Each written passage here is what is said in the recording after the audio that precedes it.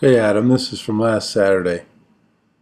The first part of this lesson, your swings were kind of all over the place and you weren't getting the hands out there, weren't getting extension. And then we started talking about, there were several cuts in this swing, in this part of the lesson. But it was just a hodgepodge of, swings and, got on you and challenged you a little bit. And right after this, it was like a different person in the cage.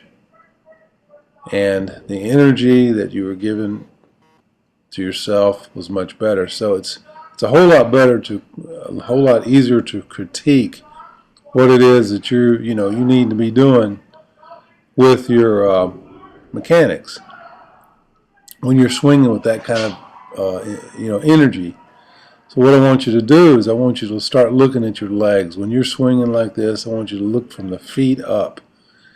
Your left leg, one closest to the pitcher, when you make contact, your kneecap needs to feel like it's going through the backside of your leg.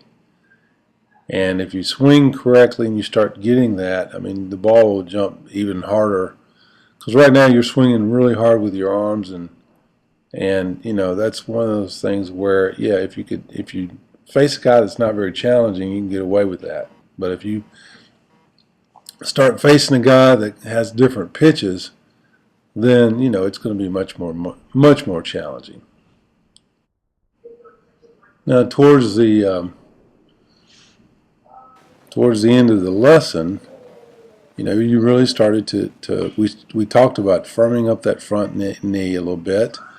And you see it and every now and then you'll see it in some swings, but you need to start getting your mechanics to where they're perfect every time. You don't want to lean back.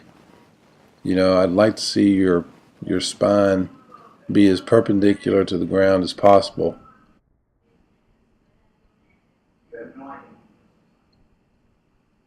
See how your right arm, your right elbow sometimes tends to come underneath. And you just got to keep your backside tall.